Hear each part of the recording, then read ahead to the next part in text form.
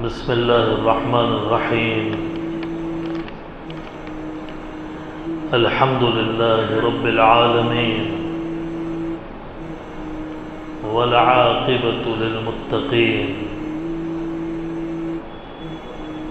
والصلاة والسلام علی النبی الکریم محمد بن عبد اللہ الامین وعلى آله الطيبين وأصحابه الطاهرين وعلى من دعا بدعوته وحذا بحذبه إلى يوم الدين أما بعد فقد قال الله تبارك وتعالى في القرآن المجيد أعوذ بالله من الشيطان الرجيم بسم الله الرحمن الرحيم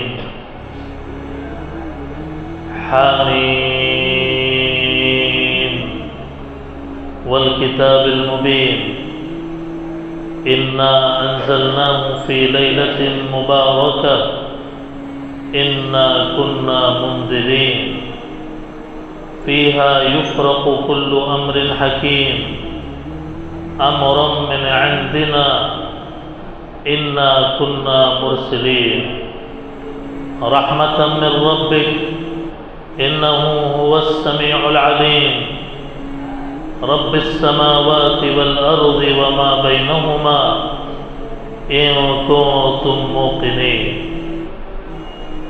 فقال النبي عليه الصلاة والسلام إذا كان ليلة النصف من شعبان فقوموا ليلها وصوموا نهارها أو كما قال عليه الصلاة والسلام سبحان ربك رب العزة عما يصفون وسلام على المرسلين والحمد لله رب العالمين اللهم صل على سيدنا محمد وعلى آل سيدنا محمد وبارك وسلم اللهم صل على سيدنا محمد وعلى آل سيدنا محمد وبارك وسلم اللهم صل على سيدنا محمد وعلى آل سيدنا محمد وبارك وسلم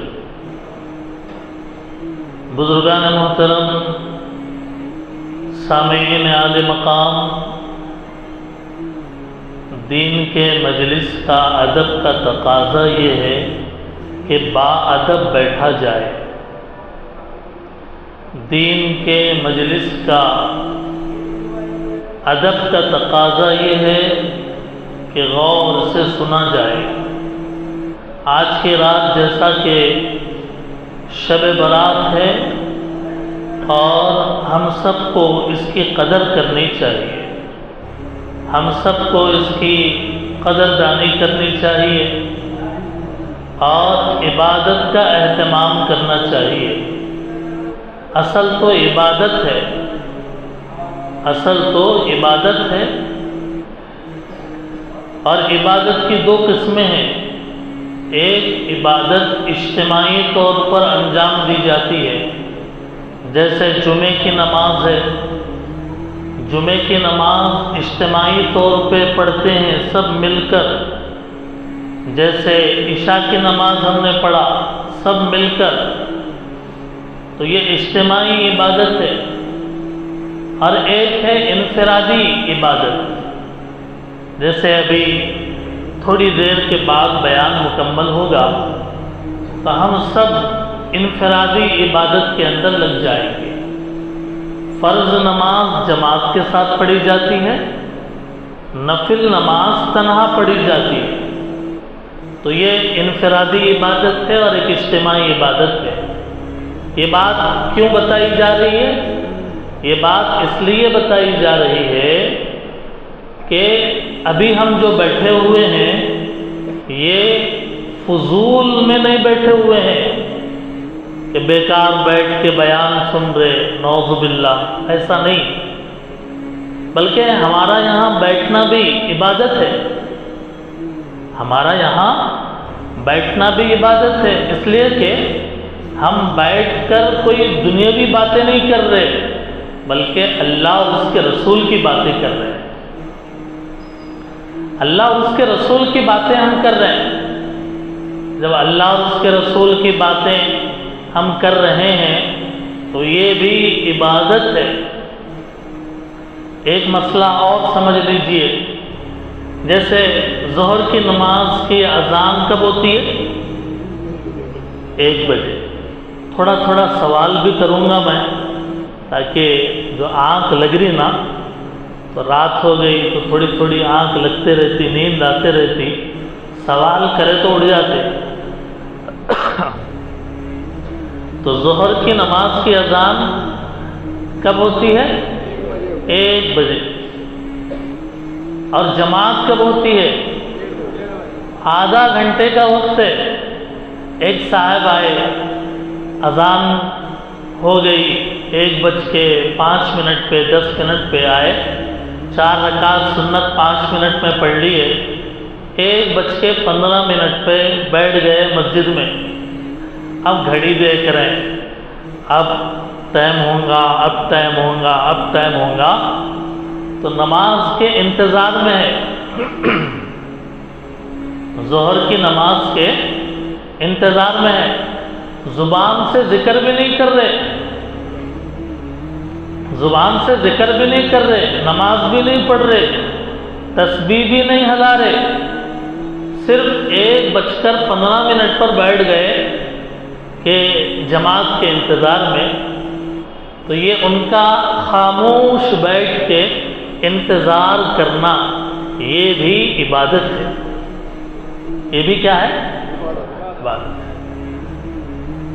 بات سمجھیے، یہ بات ذہنوں سے نکال دیجئے کہ بیان کوئی عبادت نہیں ہے. بیان بھی عبادت ہے. بیان اللہ اس کے رسول کی بات ہے. قرآن کی آیتیں ابھی ہم نے پڑھا، ابھی آپ کو حدیث کے حوالے کے ریفرنس کے ساتھ، حدیث کے سبجیکٹ کے ساتھ اور حدیث کے نمبر کے ساتھ، حدیث کی کتاب کے نمبر کے ساتھ ہم آپ کو بتائیں گے. تو بتائیے، کیا اللہ کا کلام پڑھنا اور سنانا عبادت نہیں ہے؟ ہے. کیا اللہ کے رسول کی بات پڑھنا اور سنانا عبادت نہیں ہے؟ ہے. تو یہ بیان بھی عبادت ہے. تو اس لیے ساتھی بیان ہونے کے بعد اٹھتے ہوئے کہہ رہے ہیں چلو بھائی تھوڑی دیر عبادت کر لیں. ارے بھائی 10 بجے سے اب تک کیا کر رہے ہیں آپ؟ عبادت ہی کر رہے ہیں. 10 بجے سے جب سے اقامت ہوئی اس وقت سے لے کر اب تک عبادت تھے، وہ اجتماعی تھی، سب مل کر کر رہے تھے. اور تھوڑی عبادتیں پرسنل، انفرادی آدمی کرتا ہے. یہ بات کلیئر ہو گئی نا؟ تو اس لیے مطمئن رہیے کہ آپ جو بیٹھ کر اللہ اور اس کے رسول کی بات کر رہے ہیں، یہ بھی عبادت ہے. اس پر بھی ثواب لکھا جا رہا ہے. آج کی رات کا نام کیا ہے بتائیے؟ شب برات. یہ تو ہو گیا اردو میں. عربی زبان میں اگر شب برات کو بولنا ہے تو کیا بولیں گے؟ لیلۃ النصف من شعبان. لیلۃ النصف من شعبان. شعبان لیلۃ النصف، آدھے مہینے، شعبان کے آدھے مہینے کی رات، لیلۃ النصف من شعبان.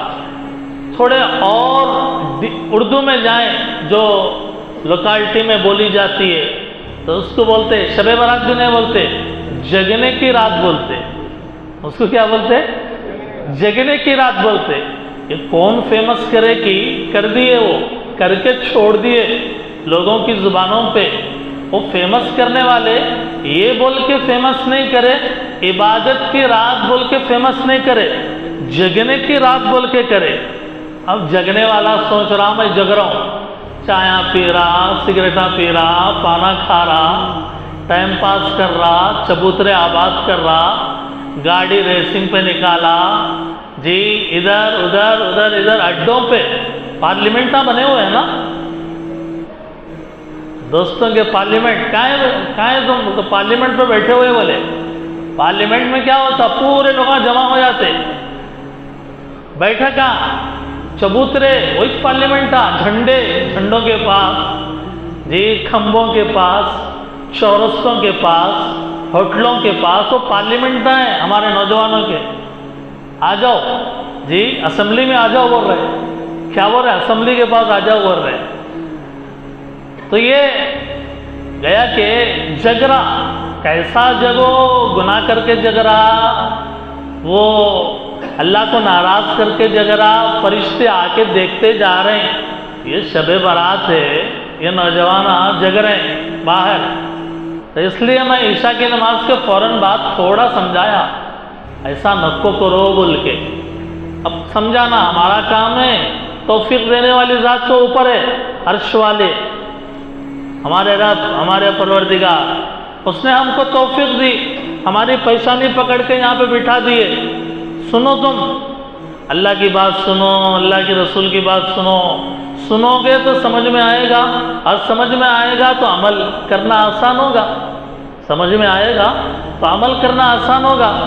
تو بہرحال آپ اس رات کو شب برات بولو، جگنے کی رات بولو، لیلۃ النصف من شعبان بولو. پوچھتے ہیں کہ اس رات کو شب برات کیوں بولتے ہیں؟ کس سے پوچھیں گے؟ آئیے پوچھتے ہیں محبوب سبحانی، قطب ربانی حضرت سیدنا شیخ عبد القادر جیلانی رحمۃ اللہ علیہ سے. اللہ تعالیٰ آپ کی قبر پر کروڑوں رحمتیں نازل فرمائے.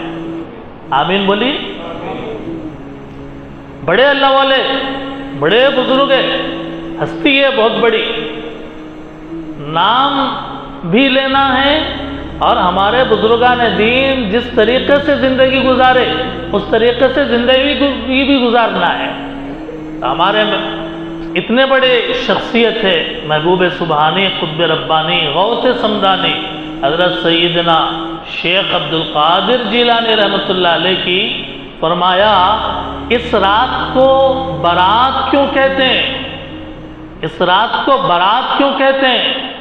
اس رات کو برات اس لیے کہا جاتا ہے کہ اس رات میں اللہ تعالیٰ براءت ظاہر کرتے ہیں، بیزارگی، براءت ظاہر کرتے ہیں ایسے آدمی سے جو دنیا میں بدبخت ہو گیا، شقی ہو گیا، گناہوں کا بوجھ سر پہ ڈال کر زندگی میں گناہ کر کر کر کر کے توبہ کی توفیق نہیں ہو رہی. اس کو اللہ کے در پہ آ کے آنکھوں سے آنسو نہیں نکل رہے، اللہ کے سامنے گڑ گڑانا نہیں رہا.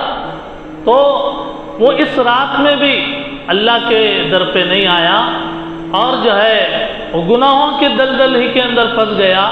تو اللہ تعالیٰ ایسے بندوں سے برات ظاہر کر رہے ہیں. اس لیے اس رات کو شب برات کہا جاتا ہے. دوسری وجہ بیان فرمائی کہ اس رات کے اندر اللہ تعالیٰ اپنے نیک بندوں کو اللہ تعالیٰ پستی سے نکال کر بلندی پہ پہنچاتے ہیں. اور یہ ایسے بندے ہوتے ہیں جو اللہ اور اس کے رسول کی اطاعت کرتے ہیں، اللہ اور اس کے رسول کی اطاعت کرتے ہیں. اللہ تعالیٰ ہم سب کو نیک انسان بنائے. اللہ تعالیٰ ہم سب کے چہروں پہ اللہ تعالیٰ نیکی کا اثر، بزرگی کا اثر، اللہ کے تقوی اور خوف کا اثر اللہ تعالیٰ نمایاں فرمائے. شاعر نے کہا میں بھی کہتا ہوں وہ احب الصالحین ولست منہم، میں نیک لوگوں سے محبت کرتا ہوں اگرچہ میں گنہگار ہوں لیکن میں نیک لوگوں سے محبت کرتا ہوں.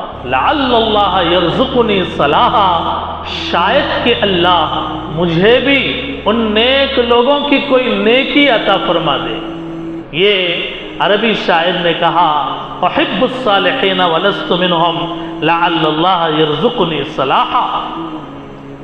دوستوں اور بزرگوں، سب سے پہلے یہ بات سمجھیے کہ دین اتباع کا نام ہے. دین میں میری جو سمجھ میں آیا یا جو کام میرے دادا حضرت کرے یا میرے خاندان میں ہماری دادی جان پردادی جان سکڑ دادی اوپر جو کرتے ہوئے آئے، اس کا نام دین نہیں ہے۔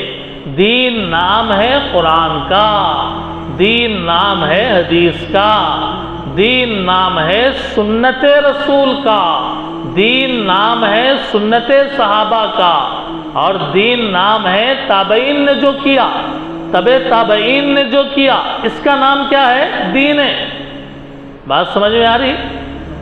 بہت ساری چیزیں ہیں ایسی کہ جس کا دین کے اندر قرآن میں کوئی ذکر نہیں، حدیث میں کوئی ذکر نہیں، لیکن ایک اب وہ آدمی وہی کرتے ہوئے چلے جا رہا اور اعلان بھی کر رہا یہ دین ہے، یہ دین ہے، یہ دین ہے، یہ قیامت تک زندہ رہنے والا دین ہے۔ ہمارے نبی آخری نبی ہیں۔ ہمارے نبی کون ہے؟ آخری نبی، اور یہ امت آخری امت ہے۔ ہمارے نبی کے بعد کوئی نبی آنے والے نہیں ہیں، اب قیامت تک یہی نبی ہے، اسی نبی کا دین ہے۔ اللہ تعالیٰ نے اسی لیے قرآن کی بھی حفاظت کی، حدیث کی بھی حفاظت کی، ورنہ 1400 سالوں میں کتنے دماغ والے لوگ آتے رہتے، یہ بھی دین ہے، یہ بھی دین ہے، یہ بھی دین ہے، کتنے لوگ آ کے بولنا شروع کر دیتے۔ اگر اللہ قرآن کی حدیث کی حفاظت نہیں کرتے کہ یہ دین جو ہے کھچڑی بن جاتا ہے، 100 سال میں، ہر 100 سال میں دماغ چلانے والے آ کے یہ بھی دین ہے بھائی، یہ بھی دین ہے، یہ بھی دین ہے بولنا شروع کر دیتے۔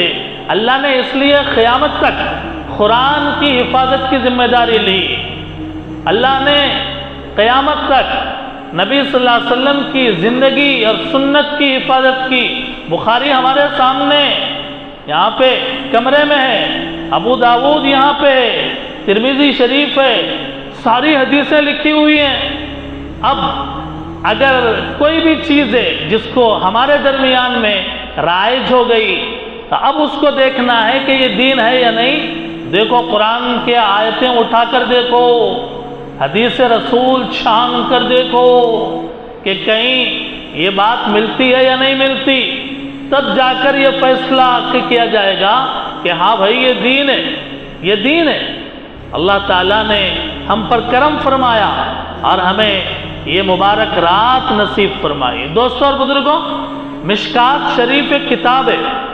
مشکات شریف حدیث کی اتنی موٹی کتاب ہے، اس کتاب کے اندر بخاری کی بھی روایتیں ہیں، مسلم کی بھی روایتیں ہیں، ترمذی کی روایتیں بھی ہے، ابو داود کی بھی ہے، صحاح ستہ کی بھی ہے۔ اس کے اندر شب برات کے بارے میں 5 روایتیں ذکر کرے۔ کتنی روایتیں؟ 5 روایتیں مشکات شریف کے اندر 5 روایتیں ذکر کرے۔ ایک روایت ترمذی کی حدیث نمبر 739 میں مشہور حدیث ہے، ہم اور آپ ہر سال شب برات کے موقع پہ سنتے رہتے ہیں کہ ایک سال ایسا ہوا کہ حضرت عائشہ رضی اللہ تعالیٰ عنہ کی باری میں حضور صلی اللہ علیہ وسلم حجرے میں آرام کیے، تھوڑی دیر کے بعد باہر چلے گئے حضور۔ حضرت عائشہ رضی اللہ تعالیٰ عنہ کی آنکھ کھلی تو دیکھا کہ حضور نہیں ہے، تو خیالات آنے لگے۔ یہ واقعہ بڑا مشہور ہے۔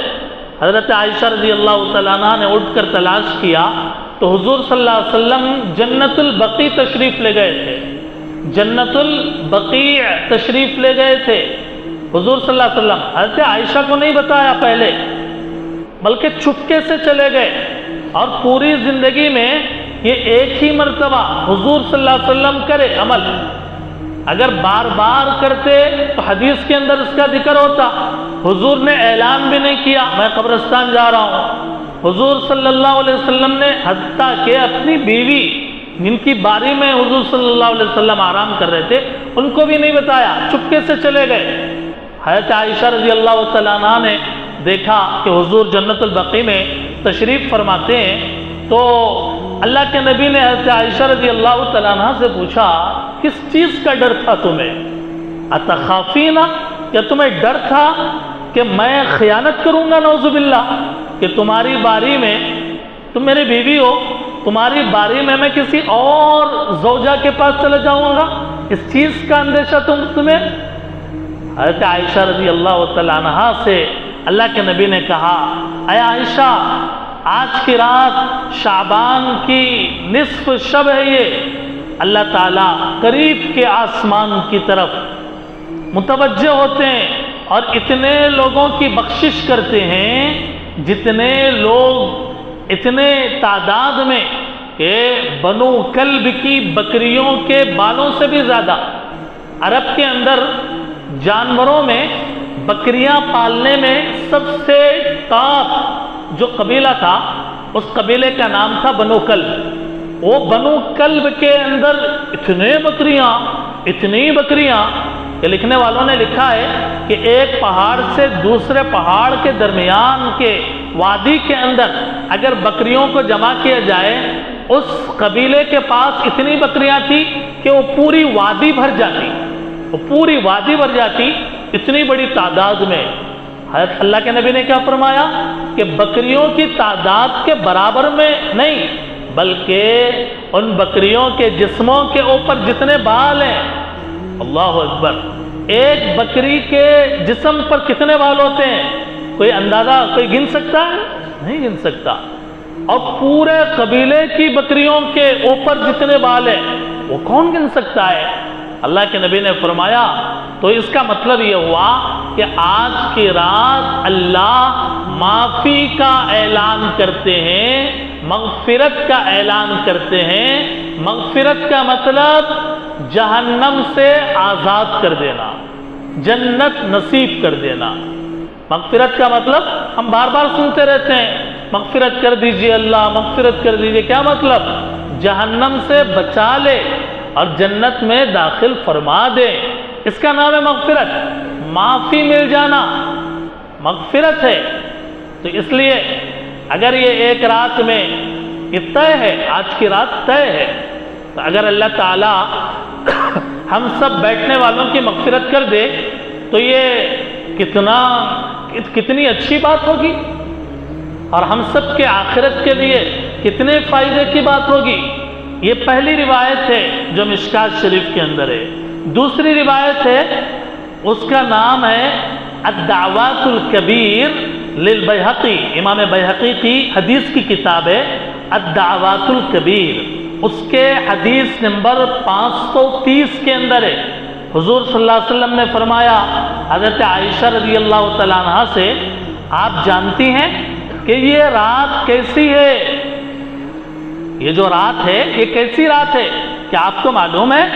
فرمایا نصف شعبان کی رات کیسی ہے؟ حضرت عائشہ رضی اللہ تعالیٰ عنہ نے پوچھا، اللہ کے نبی اس رات کے اندر کیا ہوتا ہے؟ اللہ کے نبی نے فرمایا، اس سال پیدا ہونے والے تمام بچوں کے نام لکھے جاتے ہیں، اور اس سال مرنے والوں کے نام بھی لکھے جاتے ہیں، بندوں کے اعمال اٹھا لیے جاتے ہیں، اور بندوں کے لیے اللہ تعالیٰ رزق نازل فرما دیتے ہیں۔ یہ دوسری حدیث ہو گئی۔ تیسری حدیث ابن ماجہ شریف میں حدیث نمبر 1390، حضرت ابو موسیٰ اشعری رضی اللہ تعالیٰ عنہ کی روایت ہے کہ حضور صلی اللہ علیہ وسلم نے فرمایا، بے شک اللہ تعالیٰ نصف شعبان کی رات یعنی آج کی رات متوجہ ہوتے ہیں آسمان دنیا سے، دنیا والوں کی طرف، ہماری طرف اللہ تعالیٰ متوجہ ہوتے ہیں اور سب کی مغفرت کر دیتے ہیں، سب کی مغفرت کر دیتے ہیں اپنے مخلوق کی، مگر چند لوگوں کی مغفرت نہیں کرتے۔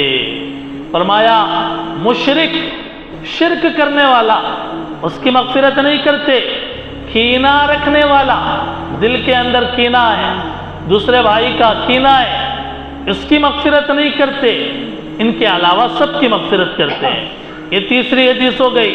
چوتھی حدیث ہے مسند احمد، یہ بھی حدیث کی کتاب ہے، جیسے بخاری مسلم حدیث کی کتاب ہے، مسند احمد بھی حدیث کی کتاب ہے۔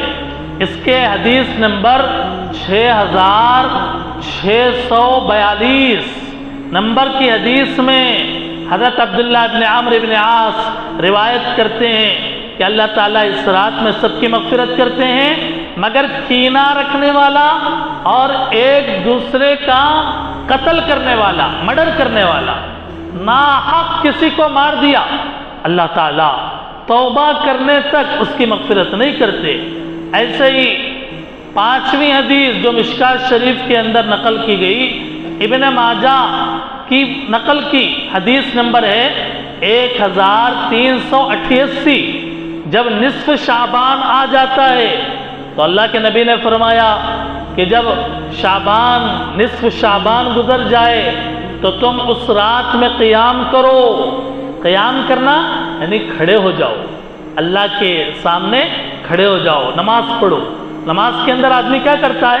قیام کرتا ہے، کھڑے ہو جاؤ، اور اس کے دن میں روزہ رکھو۔ یہ 5ویں حدیث کے اندر روزے کا بھی ذکر آیا۔ پتہ یہ چلا کہ آج کی رات لمبے لیٹ جانے کی نہیں ہے، بلکہ آج کی رات کھڑے ہو کر اللہ کی عبادت کرنے کی ہے۔ زیادہ سے زیادہ ہو سکے کھڑے ہو کر اللہ کے سامنے عبادت کرے، نمازیں پڑھے، عمر خزاں نمازیں، نفلی نمازیں پڑھیں، اور دن میں روزہ رکھیں۔ یعنی آنے والا جو سحری کا ٹائم ہے، جو اس ٹائم پہ سحری کر کے کل یعنی چہارشنبے کے دن روزہ رکھنا ہے، اس کا اس حدیث کے اندر حکم آیا ہے۔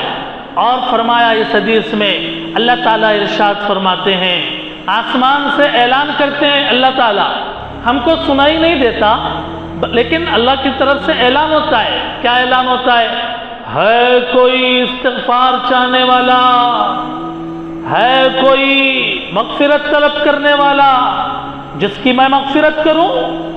اللہ تعالیٰ تو یہ پوچھ رہے ہیں اور ہم سو گئے، ہم اللہ سے معافی نہیں مانگ رہے، اللہ سے توبہ ہی نہیں کر رہے ہیں، ہم اللہ سے گڑ گڑا ہی نہیں رہے ہیں، اللہ سے یہ نہیں کہہ رہے ہیں کہ اللہ زندگی تو گزر گئی، اب گناہ بے شمار ہو گئے، آپ نہیں بخشیں گے کون؟ آپ تو اعلان کر رہے ہیں ہے کوئی تم میں سے مغفرت طلب کرنے والا جس کی میں مغفرت کروں؟ تو آج ہم کو کیا کہنا ہے؟ لبیک اللہم لبیک، اللہ ہم حاضر ہیں، ہمیں مغفرت چاہیے۔ اللہ تعالیٰ کی طرف سے اعلان ہوتا ہے کوئی رزق مانگنے والا جس کو میں رزق دوں؟ کس کو نہیں چاہیے رزق؟ رزق بولے تو سمجھ میں نہیں آ رہا، تو کس کو نہیں چاہیے پیسے؟ کس کو نہیں چاہیے دولت؟ کس کو نہیں چاہیے؟ ساؤنڈ پارٹی کون نہیں بننا چاہ رہا؟ سبھی بننا چاہ رہے ہیں، سبھی کو چاہیے رزق، سبھی کو چاہیے بینک بیلنس، سبھی کو چاہیے صحت، سبھی کو چاہیے۔ تو اللہ تو سوال کر رہے ہیں اور ہمارے ہاتھ ہے کہ اللہ کے سامنے اٹھ ہی نہیں رہے، ہمارے ہاتھ اٹھ ہی نہیں رہے اللہ کے سامنے۔ اللہ آپ اعلان کر رہے ہیں، پوچھ رہے ہیں کہ ہے کوئی رزق چاہنے والا؟ ہم کہیں لبیک اللہم لبیک، اے اللہ ہم حاضر ہیں، اے اللہ ہمیں رزق چاہیے، ہمیں روزی دے دیجئے۔ ایسے ہی اللہ کی طرف سے اعلان ہوتا ہے کوئی مصیبت کا مارا، پریشانیوں کا مارا، حالات کا شکار رہنے والا؟ کتنے بھائی ہیں ہمارے، ہم میں کتنے لوگ ہیں جو کبھی منہ کھول کے بولتے بھی نہیں ہیں، اپنے ٹینشن، اپنے حالات، اپنے پریشانیاں اپنے دل ہی کے اندر رکھتے ہیں، زبان پہ نہیں لاتے ہیں۔ تو آج کی رات اللہ کے سامنے اپنی مصیبت بتانی ہے، اے اللہ میں ہوں مصیبت کا مارا، رحم کر دیجئے، اے اللہ سارے دروازے بند ہو گئے، آپ دروازہ کھول دیجئے نا۔ یہ اللہ کے سامنے تڑپنے کی رات ہے۔ یہ 5 حدیثیں حدیث کے کتاب کے اور حوالے کے ساتھ، حدیث کے نمبر کے ریفرنس کے ساتھ میں نے آپ حضرات کے سامنے عرض کیا ہے، جو اس رات کی اہمیت بتانے کے لیے کافی ہے۔ دوستوں اور بزرگوں، ان احادیث میں ایک ہوتا ہے کلام۔ کلام کا مطلب ہے کہ ان احادیث کو نقل کرنے والے 10 سے زیادہ صحابہ ہیں، تقریباً 17 صحابہ تک ان حدیثوں کو نقل کرنے والے ہیں۔ تو آپ بھلا بتائیے کہ اتنی ساری حدیثیں جب موجود ہے تو کیا شب برات کی حقیقت ہے یا نہیں ہے؟ شب برات کی حقیقت ہے، البتہ سند کے اعتبار سے اس کے اندر کمزوری ہے، اس کو ضعیف حدیث بولتے ہیں۔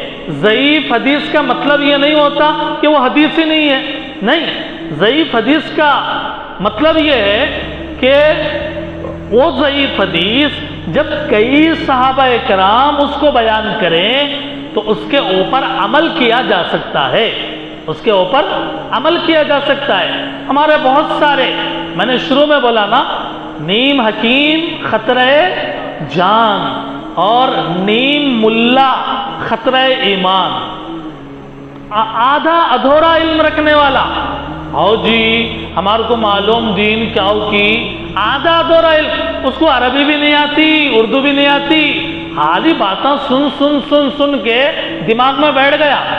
اگر اس کو بلا کے پوچھو چلو بھائی تم بڑے عالم ہیں، تم بڑے اللہ والے، معلوم ہے تمہارے کو، آؤ یہ حدیث کی کتاب ہے، کھول کے ایک حدیث بغیر غلطی کے پڑھ کے اس کا ترجمہ کرو، نہیں مل سکتا، وہ نہیں ہوتا، وہ نہیں ہوتا۔ تو مطلب آدھا علم ہے، آپ کو عربیت نہیں آتی، آپ کو عربی گرامر نہیں آتا، آپ کو نحو صرف و قواعد عربیت کا علم نہیں ہے، تو پھر فتویٰ دے رہے ہیں، سنا رہے ہیں فتویٰ اور اپنا آرڈر پاس کر رہے ہیں کہ بھئی یہ ایسا ہے یا ایسا ہے۔ بھلا بتائیے کہ کوئی صحیح طریقے سے پڑھ کر ڈاکٹر نہیں بنا، کوئی صحیح طریقے سے پڑھ کے ڈاکٹر نہیں بنا تو وہ جہاں بولے وہاں جا کے ڈاکٹری پھیلانا شروع کر دے تو اس سے لوگ جو ہے کیا ہو جائیں گے؟ انہیں صحت ملے گی یا پھر یہ کہ قبرستان آباد ہوگا؟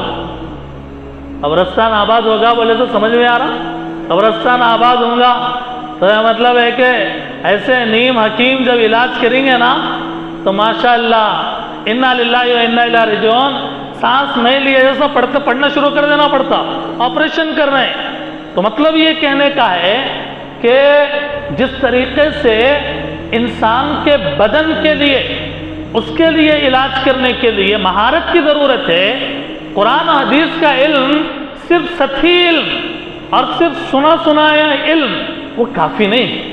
اس لیے میں نے کہا، قرآن میں اللہ نے کہا اگر تم کو معلوم نہ ہو علم والوں سے پوچھو، فَاسْأَلُوا أَهْلَ الذِّكْرِ إِن كُنتُمْ لَا تَعْلَمُونَ۔ ابھی میں نے آپ کے سامنے مشکات کے حوالے سے، حدیث کے کتابوں کے حوالوں سے، ان کے نمبرات کے حوالے سے بات کہی یا نہیں کہی؟ اب اس کے اندر کوئی ڈاؤٹ کی بات نہیں ہے۔ اور میں نے یہ بھی کہا کہ یہ حدیثیں ضعیف ہیں، لیکن ضعیف کا مطلب چھوڑ دینا نہیں ہوتا، بلکہ ضعیف حدیثیں جب کئی صحابہ کرام سے وہ روایت آتی ہے تو پھر اس کو قبول کیا جاتا ہے، اس پر عمل کیا جا سکتا ہے۔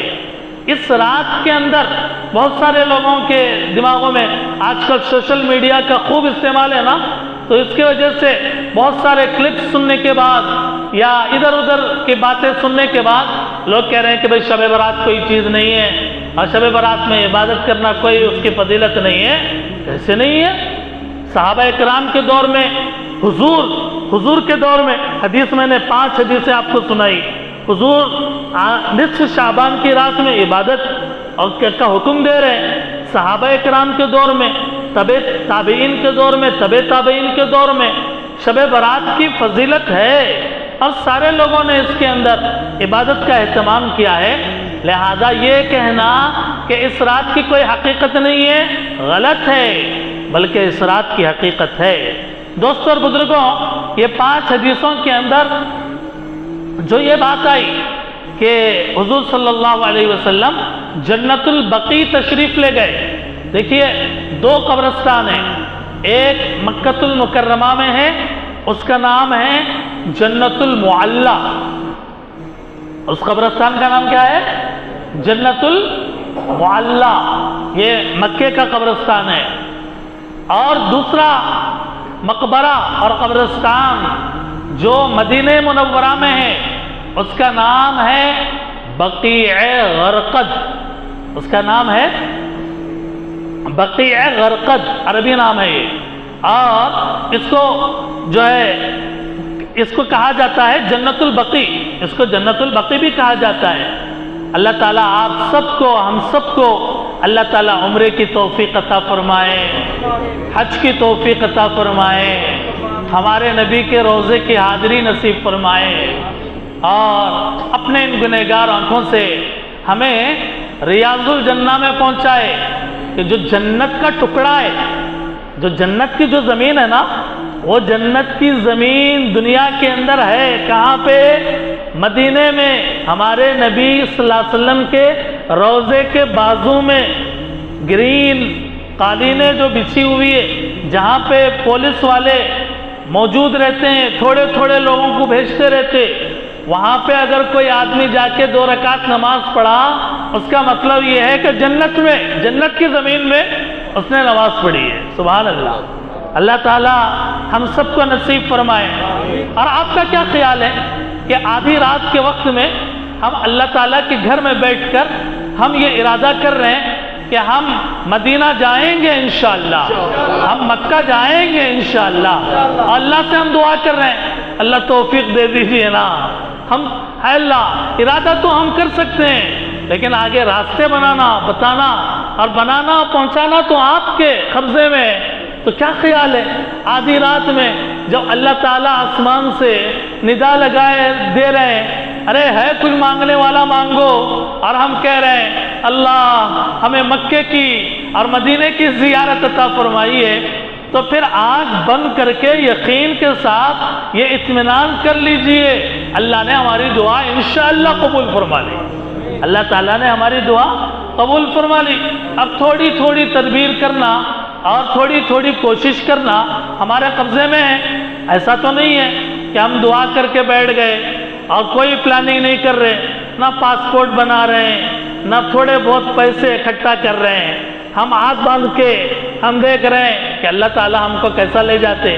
تو ایسا تو نہیں ہے کہ جبرائیل علیہ السلام آ کے اپنے پروں میں اٹھا کے ہمارے کو مکے میں اور مدینے میں لے جا کے، دیکھ میرے لاڈ، اور دیکھ میرے اللہ کے بندے، دیکھ تیرے آنکھوں کے سامنے نظارہ ہے، خانہ کعبہ کے پردے، جلوہ جانا ہے، سبحان اللہ، جلوہ حبیب ہے، روضہ اقدس۔ ایسا تو نہیں ہوگا نا، کوشش تو کرنا ہے نا جی۔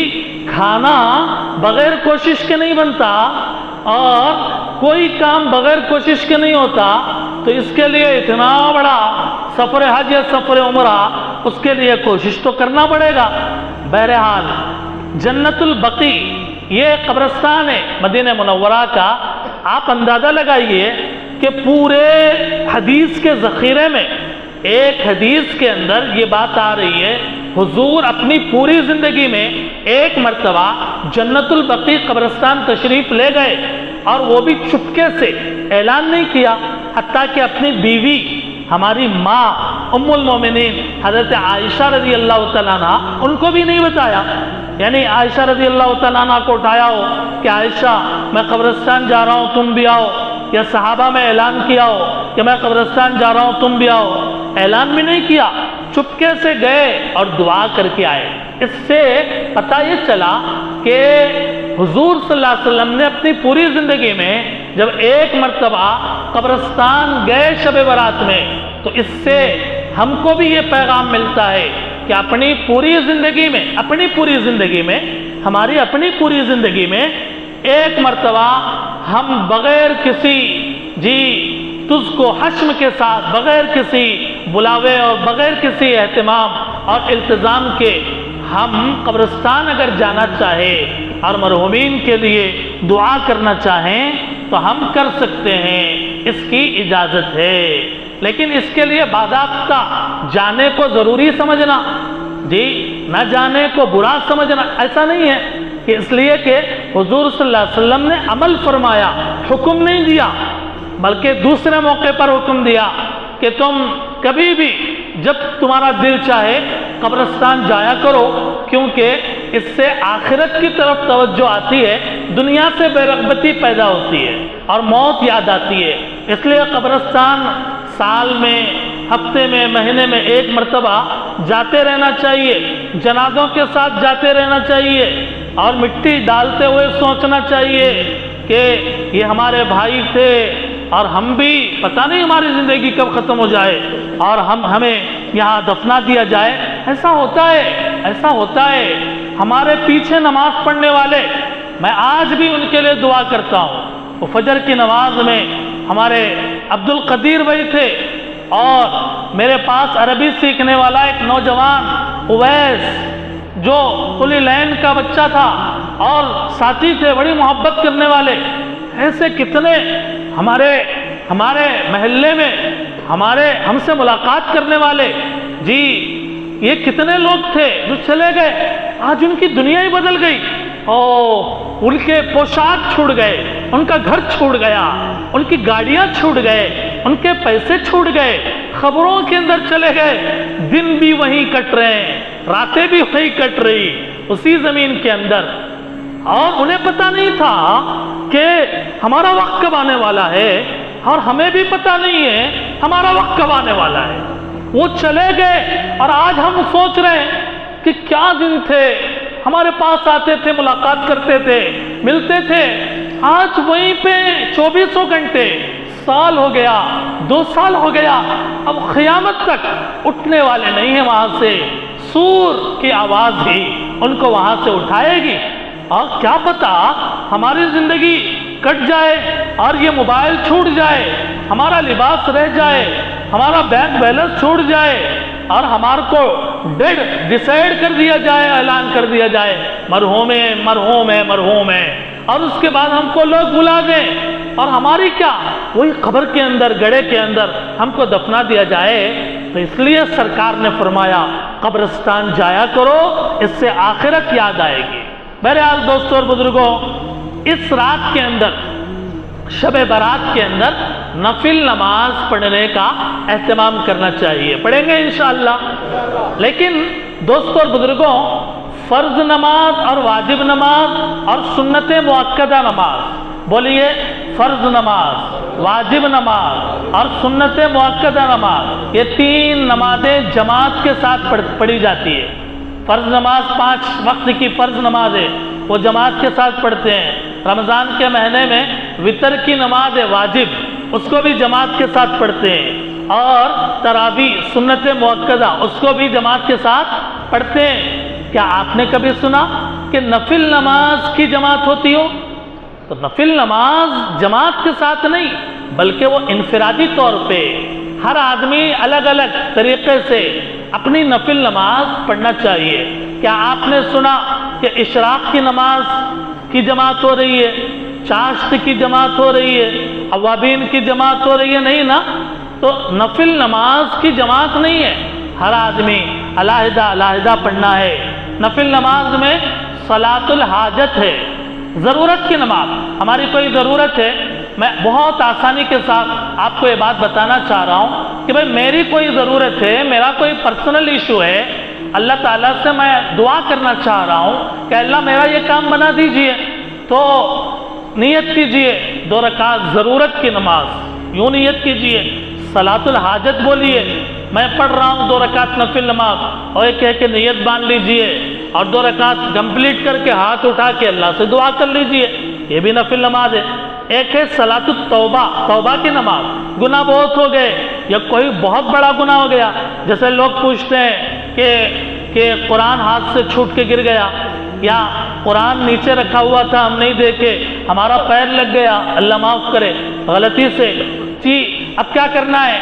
تو کہتے ہیں کہ 2 رکعت صلاۃ التوبہ پڑھ لو، 2 رکعت توبہ کی نماز پڑھ کے اللہ سے گڑ گڑا کے معافی مانگو، اللہ معاف کر دیں گے، اللہ تعالیٰ معاف کریں گے. اپنا کوئی بھی گناہ ہے جو بڑا گناہ ہے، ہم نے کسی کا حق مارا ہے، تو اس کے بارے میں بھی اللہ سے ہمیں دعا کریں، تو اس کو کہتے ہیں صلاۃ التوبہ.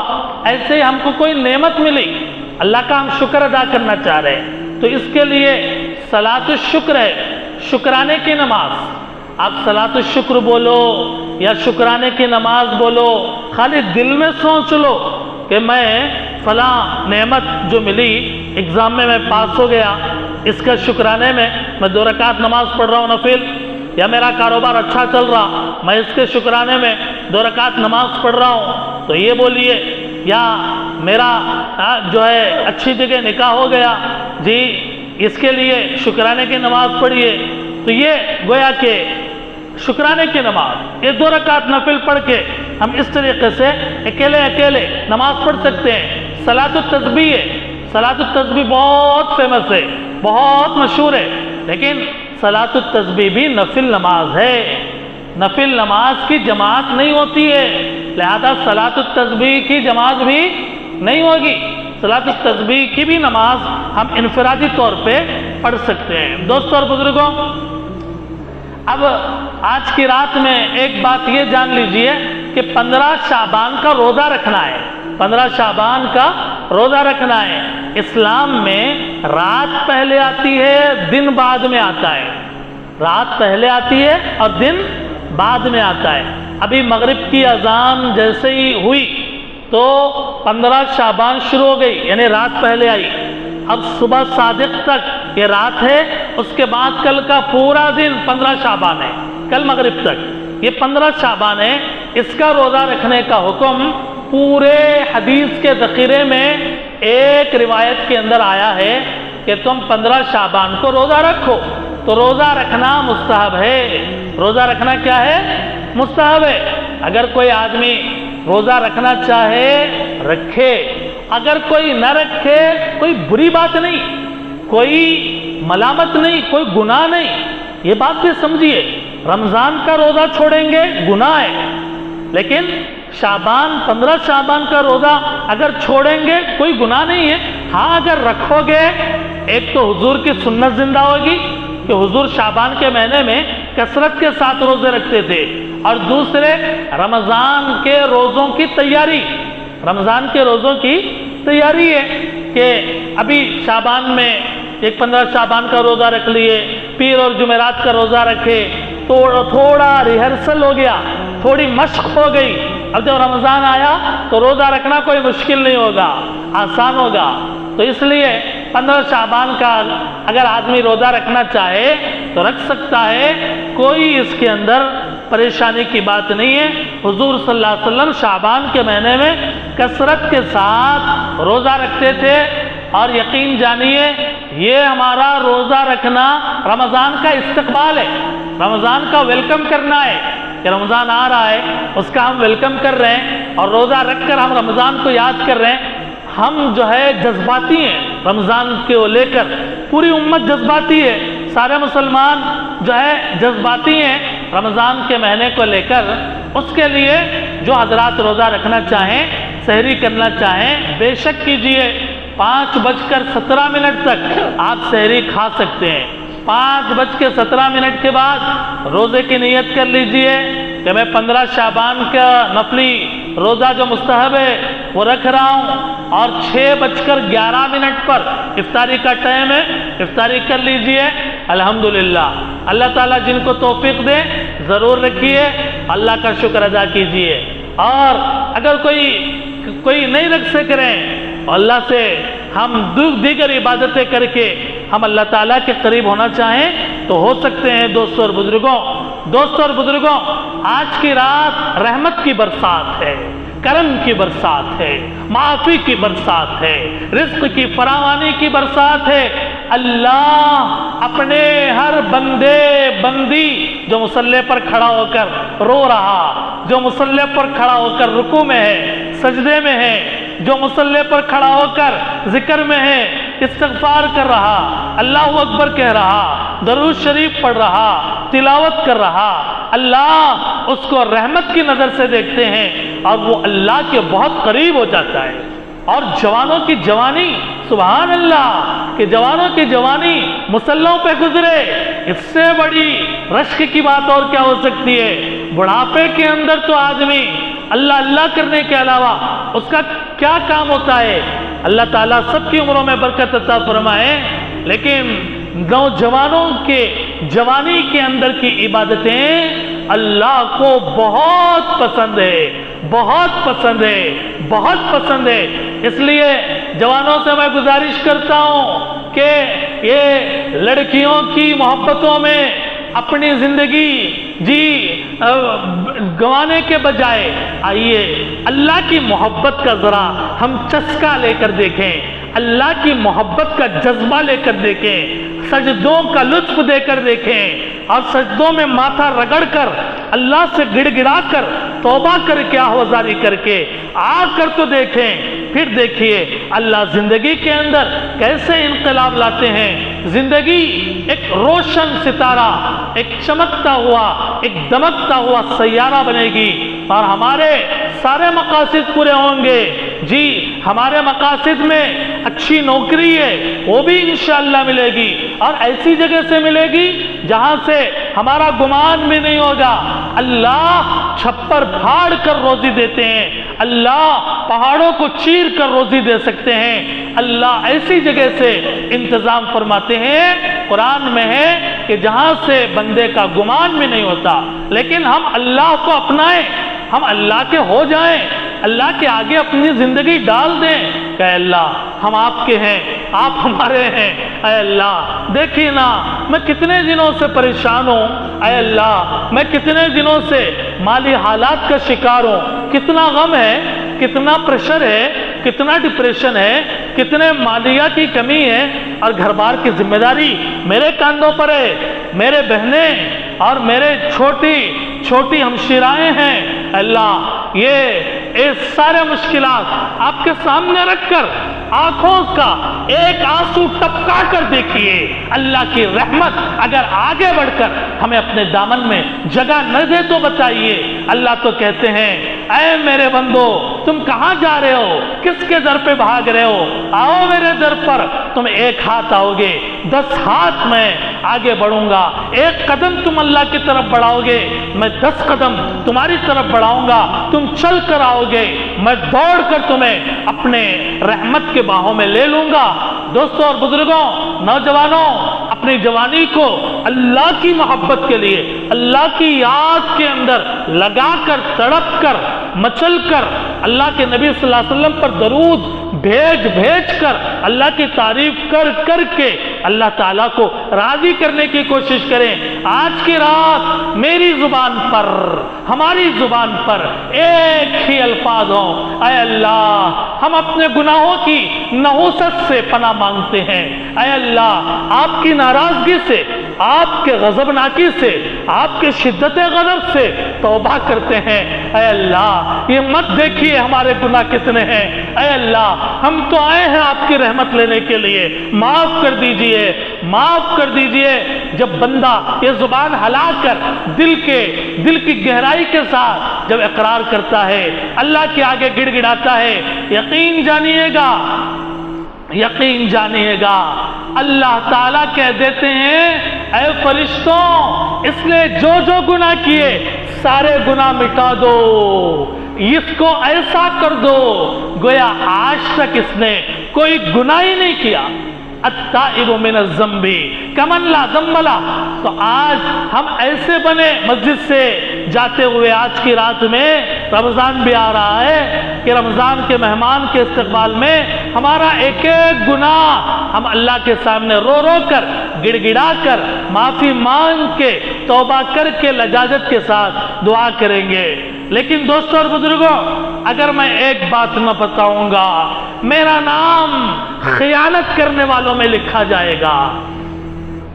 اگر میں یہ بات نہ بتاؤں آپ کو جو آگے بتانے جا رہا ہوں کہ اللہ تعالیٰ کن کے اوپر رحم نہیں کرتے، کن کی دعائیں قبول نہیں کرتے، اللہ تعالیٰ کن کو دیکھنا پسند نہیں کرتے، اللہ تعالیٰ کن لوگوں کی دعاؤں اور نمازوں کو اور ان کی توبہ کو قبول نہیں کرتے، اگر یہ بات میں نہیں بتاؤں گا اور یہیں پہ اپنی بات میں 1 گھنٹہ بیان ہو گیا، چلو بھائی ختم ہو گیا اور ذمہ داری ہو گئی کہہ کر وآخر دعوانا اگر پڑھوں گا، میرا نام خیانت کرنے والوں میں لکھا جائے گا۔ اس لیے میں اللہ کو حاضر و ناظر جان کر، حدیث کے اور سنت رسول کا لحاظ کر کے میں آپ کو بڑی ذمہ داری کے ساتھ یہ بات بتا رہا ہوں کہ کچھ لوگ ہیں ایسے کہ جن کی اللہ اس بابرکت رات میں مغفرت نہیں کرتے، معاف نہیں کرتے۔ سب سے پہلا انسان مشرک، شرک کرنے والا، اللہ تعالیٰ کے ساتھ شرک کرنے والا، سجدہ صرف اللہ کو، اللہ کے علاوہ کے لیے سجدہ نہیں، عبادت صرف اللہ کے لیے، زبان صرف اللہ کے لیے، اللہ کے علاوہ کے لیے عبادت نہیں۔ اور اگر کوئی آدمی شرک کرتا ہے، قرآن میں اللہ کا اعلان ہے اللہ مشرک بندے کی مغفرت نہیں فرماتے، ایسے ہی اس رات میں مغفرت نہیں کرتے احسان جتلانے والا، احسان کر کے وقت آنے پر جتلانا، ارے بھول گئے میں تمہارے آڑے وقت میں تمہارے کام آیا تھا، بھول گئے میں تمہارے اوپر احسان کرا تھا، احسان کر کے بھول جاؤ، احسان کر کے بھول جاؤ۔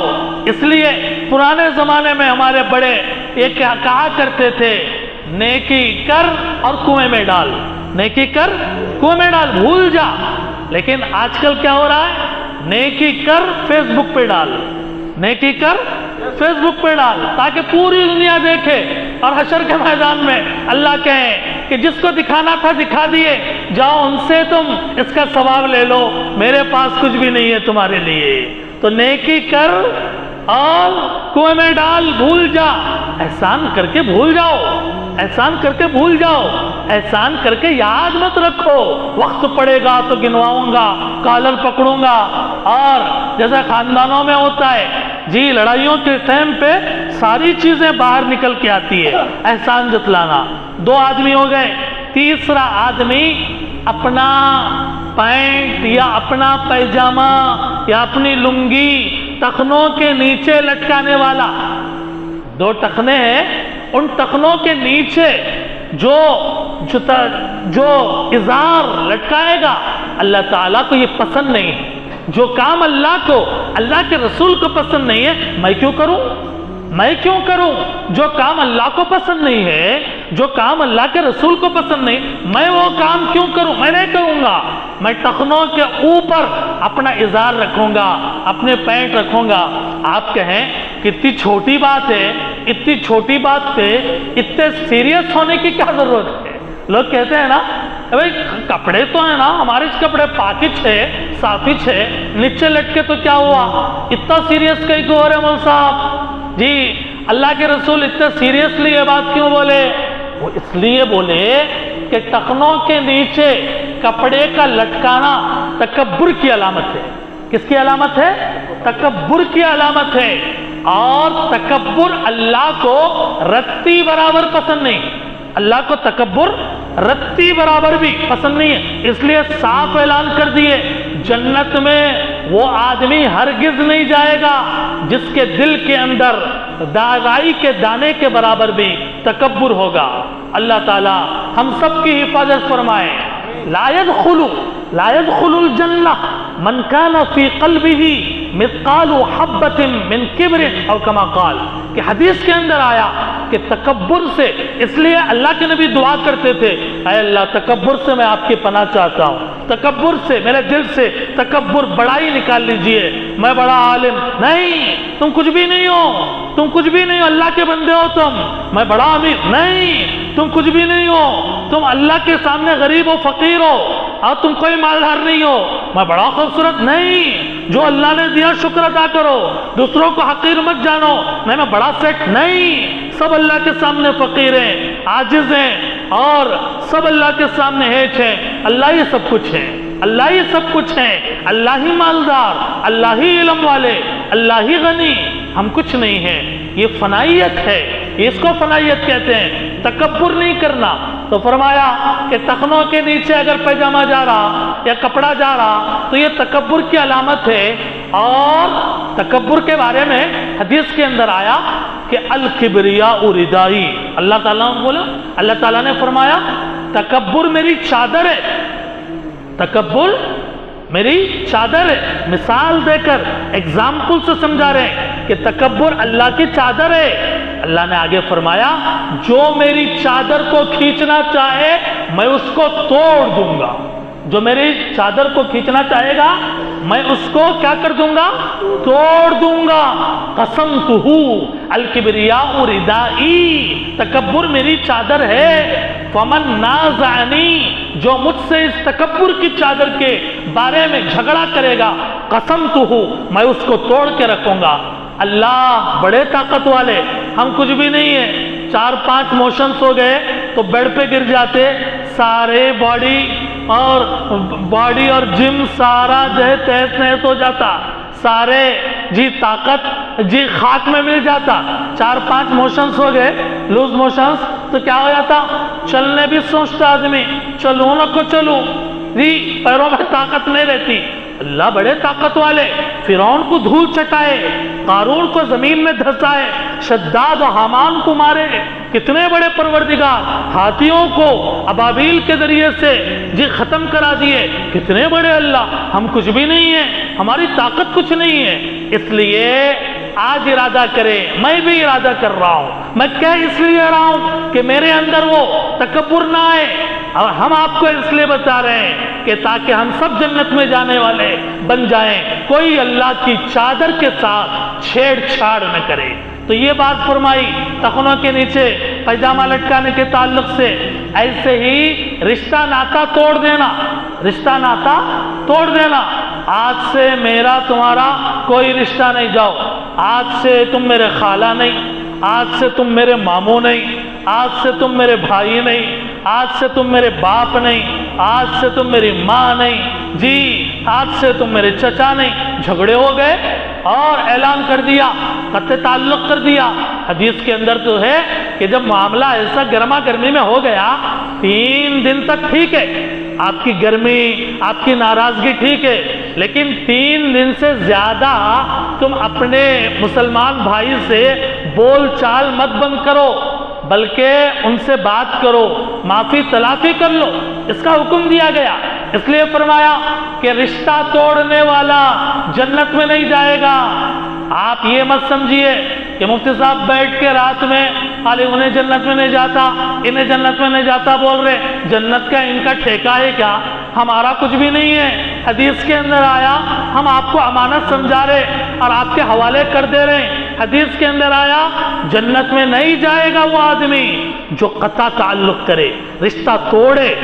آج ارادہ کیجئے، ہو سکتا ہے کہ ہمارا کسی سے بول چال بند ہو، کسی دوست سے، رشتہ دار بھی ضروری نہیں ہے، ہمارے دوست سے، ہمارے اڑوس پڑوس سے، ہمارے خاندان کے کسی عزیز سے بول چال بند ہے، تو بول چال کی شروعات کیجئے، السلام علیکم خیریت، السلام علیکم خیریت، بس بات چیت اتنا شروع کر لو، آگے اللہ تعالیٰ راستے بنا دیں گے۔ تو ارادہ کرتے ہیں انشاءاللہ کہ اپنے خالہ سے، اپنے چچا سے، اپنے بھائی سے، جی ان رشتوں کا لحاظ کیجئے گا، اور اگر رشتے ٹوٹے ہوئے ہیں آج جوڑ لیجئے اور گھیٹی لگا لیجئے اور ارادہ کر لیجئے کہ ہم سارے جو رشتہ توڑ کر بیٹھے ہوئے ہیں آج ارادہ کرتے ہیں 12 بجے رات میں، شب برات میں، کہ ہم انشاءاللہ ان رشتوں کو جوڑیں گے، انشاءاللہ ان رشتوں کو جوڑیں گے ہم انشاءاللہ۔ ایسے ہی فرمایا مدمن خمر، شراب کا عادی، شراب کے عادی کی بھی اللہ تعالیٰ مغفرت نہیں کرتے، لیکن توبہ اگر کوئی کر لیا مغفرت ہو گئی، توبہ کر لیا مغفرت ہو گئی۔ ایسے ہی دل کے اندر کینہ رکھنے والا، دل کے اندر کینہ ان کے ساتھ برا معاملہ کرنا ہے، ان کے ساتھ خراب سلوک کرنا ہے، اور ان کے ساتھ جو ہے ناحق ان کو ستانا ہے، یہ کینہ، یہ دل کا کینہ، اللہ کے رسول نے فرمایا کہ دل کا کینہ جو رکھے اس کی بھی اللہ تعالیٰ مغفرت نہیں کرتے ہیں۔ ایسے ہی فرمایا والدین کی نافرمانی کرنے والا، والدین کی نافرمانی کرنے والا۔ دوستوں اور بزرگوں، یہ سارے وہ چیزیں ہیں کہ جو مغفرت کے لیے آڑ ہیں، مغفرت کے لیے رکاوٹ ہیں۔ تو آئیے ہم سب مل کر یہ ارادہ کرتے ہیں کہ انشاءاللہ ان سارے گناہوں سے ہم توبہ کرتے ہیں، توبہ کرتے ہیں انشاءاللہ۔ اللہ تعالیٰ سے ہم توبہ کریں، گڑ گڑائیں، معافی مانگے کہ اللہ اگر ان میں سے کوئی گناہ ہمارے اندر ہے ہم معافی طلب کرتے ہیں، ہم انشاءاللہ آئندہ سے یہ کوئی گناہ نہیں کریں گے، تو انشاءاللہ آج کی رات ہمارے لیے مغفرت ہو جائے گی۔ ان روکنے والی، مغفرت کو روکنے والی چیزوں کو ختم کر کے ہم اللہ کی رحمت کے قریب ہو سکتے ہیں۔ اللہ تعالی ہمیں سننے سے زیادہ سمجھنے کی اور عمل کرنے کی توفیق عطا فرمائے۔ جزاکم اللہ خیرا، احسن الجزا۔ آپ حضرات بڑے دل جمعی کے ساتھ، بڑے وقار کے ساتھ اور بڑے اطمینان کے ساتھ شب برات کی اہمیت کے موضوع پہ آج آپ نے باتیں سنی ہیں۔ اللہ تعالیٰ کہنے والے کو بھی سننے والوں کو بھی عمل کی توفیق عطا فرمائے۔ وآخر دعوانا ان الحمد للہ رب العالمین۔